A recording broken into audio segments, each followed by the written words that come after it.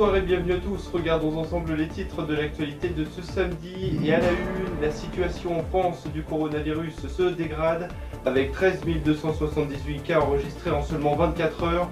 De plus en plus de personnes affluent autour des laboratoires et centres de dépistage. Nous verrons où en est la situation à l'échelle mondiale. C'est l'enjeu de la campagne électorale américaine entre Donald Trump et Joe Biden à 6 semaines de l'élection présidentielle.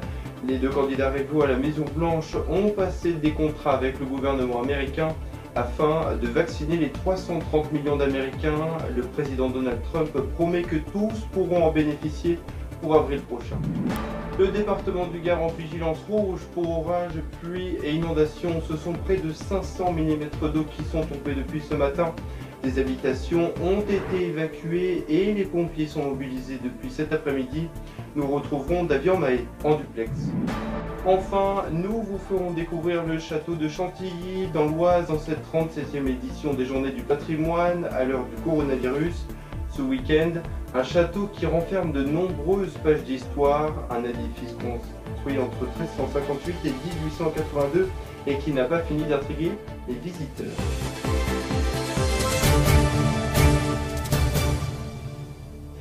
C'est une hausse importante en France des chiffres de contamination de coronavirus en seulement 24 heures avec 13 278 cas, alors que la généralisation des tests se poursuit en France et dans le reste du monde.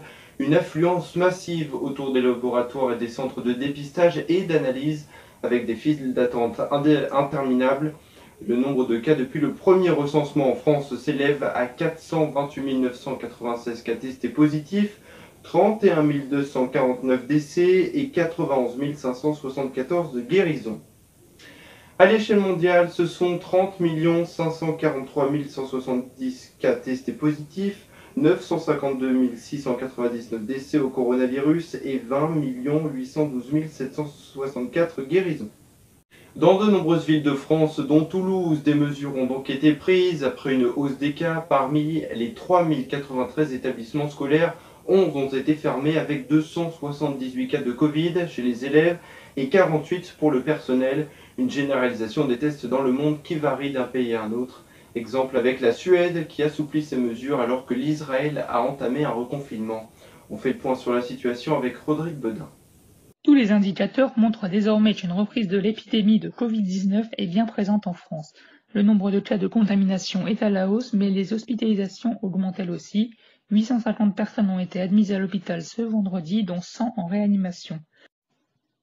Ce même jour, un nouveau membre du gouvernement a été testé positif. Il s'agit du ministre de l'économie Bruno Le Maire, qui restera donc en isolement pendant 7 jours, durée qui a été réduite la semaine dernière.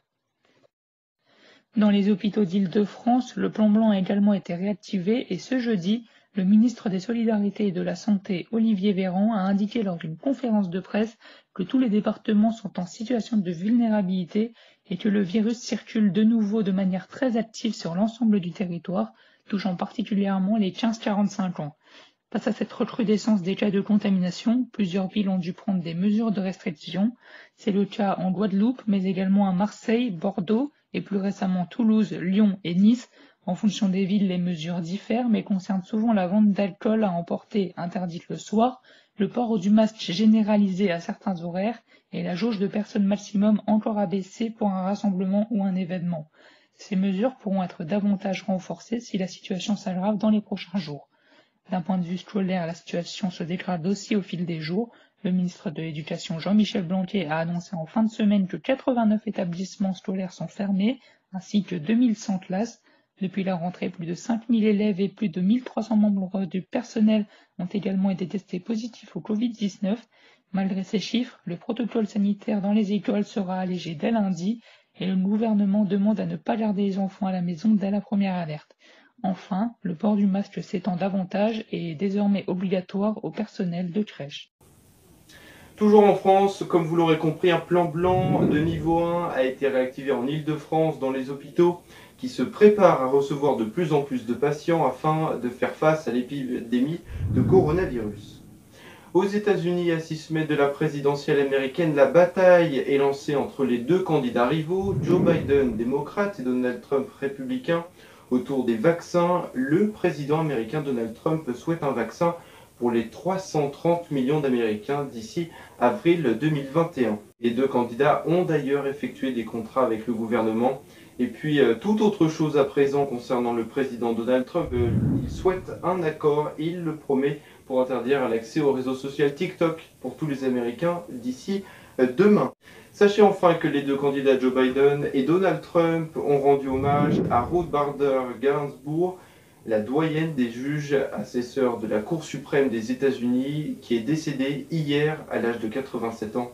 Une figure opposante à Donald Trump et connue pour ses combats pour le droit des femmes. Celle qui occupait encore ses fonctions devrait être remplacée. Joe Biden a d'ailleurs appelé son adversaire à attendre la fin des élections présidentielles pour désigner son successeur. Un mois après son empoisonnement aux États-Unis, l'opposant au gouvernement russe, Alexei Navalny, se remet peu à peu et il peut désormais respirer sans assistance respiratoire et se tenir debout. Sa famille, quant à elle, poursuit sa bataille afin d'obtenir des explications à Moscou qui dément les faits annoncés d'empoisonnement par le laboratoire militaire allemand Alexei Navalny, qui dénonce notamment la corruption dans son pays, la Russie. Toujours à l'étranger, à Beyrouth, ce seraient 85 744 locaux, dont des hôpitaux, des établissements scolaires ou encore des bâtiments d'habitation qui auraient été endommagés, d'après l'armée libanaise, après l'explosion du port de Beyrouth le 4 août dernier, et qui aurait coûté la vie à 190 personnes. De violentes rafales de vent, des pluies torrentielles à l'origine de coupures de courant ou encore de chutes d'arbres, emportés par les eaux, l'ouragan János poursuit sa route en Grèce depuis hier. Au moins 2 morts et c'est le 3e ouragan méditerranéen depuis 3 ans dans le pays. Retour en France où la dernière étape du Tour de France aura lieu demain sur les Champs-Élysées à Paris. En cette 37e édition, ce week-end des Journées du patrimoine, nous vous emmenons, loin du coronavirus, découvrir les maisons atypiques de la rue 51, de Montmorency en Ile-de-France ou encore la cathédrale Notre-Dame de Rouen, en passant par le fameux château de Chantilly. Un très beau reportage signé Océane Mallet, regardez. Les lieux emblématiques de notre histoire sont à l'honneur lors des 37e Journées du patrimoine, des 19 et 20 septembre 2020. Nous commencerons notre voyage sur la maison du 51e rue de Montmorency, qui est officiellement reconnue comme la plus vieille de Paris. Construite par Nicolas Flamel en 1407, elle est d'autant plus célèbre que son propriétaire, qui, selon la légende, aurait découvert le secret de la pierre philosophale et transformé du plomb en or. Nicolas Flamel avait épousé en 1355 Dame Pernelle, qui possédait une importante fortune. À la mort de sa femme, il fit construire la maison de la rue de Montmorency et offrit gîte et couvert aux ouvriers, maraîchers et laboureurs. Située au cœur de la ville, la cathédrale Notre-Dame de Rouen est un monument où l'on peut lire toute l'évolution de l'art gothique. La construction de l'édifice a été entreprise au milieu du XIIe siècle, à l'emplacement de la cathédrale romane dont on a conservé la crypte. Une centaine d'années plus tard, elle était achevée, mais elle fut remaniée et terminée au cours des siècles suivants. La façade représente ainsi un précieux témoignage de l'évolution de l'art gothique, du milieu du XIIe siècle jusqu'au début du XVIe siècle. La jolie tour lanterne a reçu au XIXe siècle une flèche en fonte qui s'élève à 151 mètres. La cathédrale abrite dans le déambulatoire quelques sépultures des anciens ducs de Normandie. Toute l'histoire du vitrail du XIIIe siècle à nos jours peut se lire à l'intérieur de l'église. Durant les années 1890, le célèbre peintre Claude Monet peint une série de 30 tableaux représentant la cathédrale aux différentes heures du jour et des saisons. Domaine au cœur de l'histoire.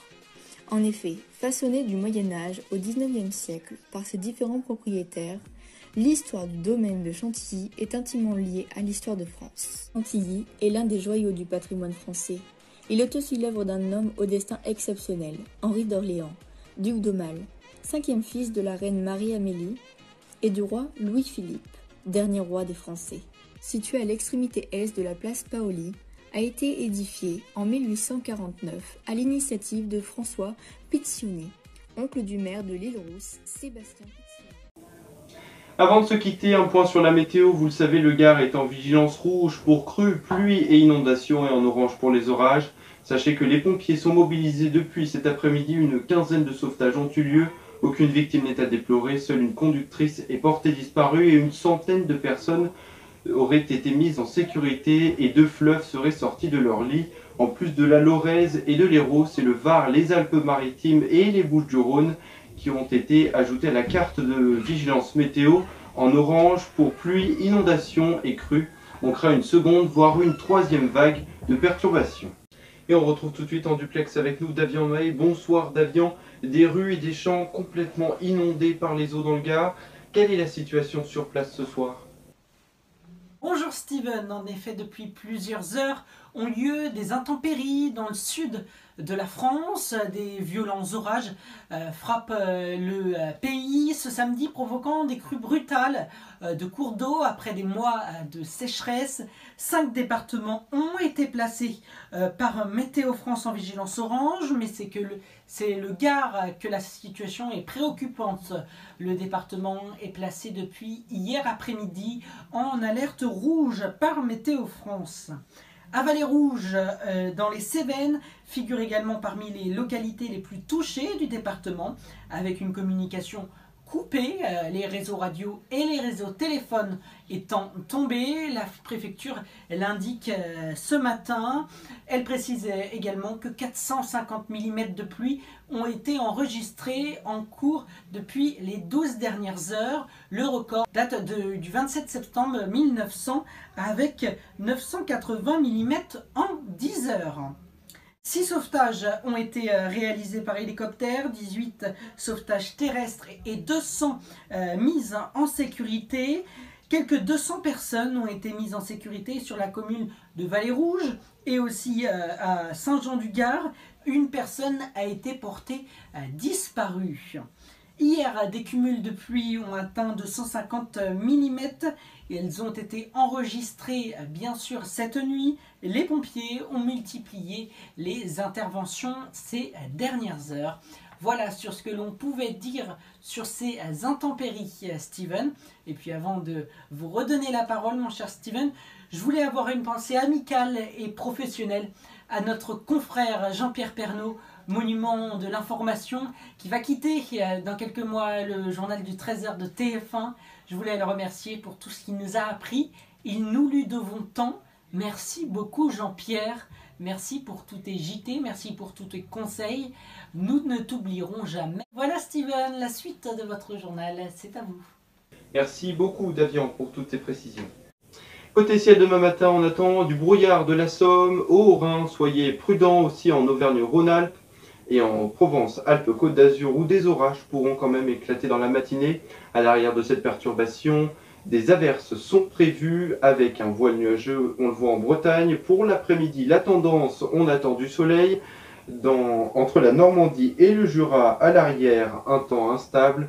Entre éclaircies et orages, et à noter un beau ciel et quelques cumuls dans le sud de la France, entre les frontières françaises et espagnoles.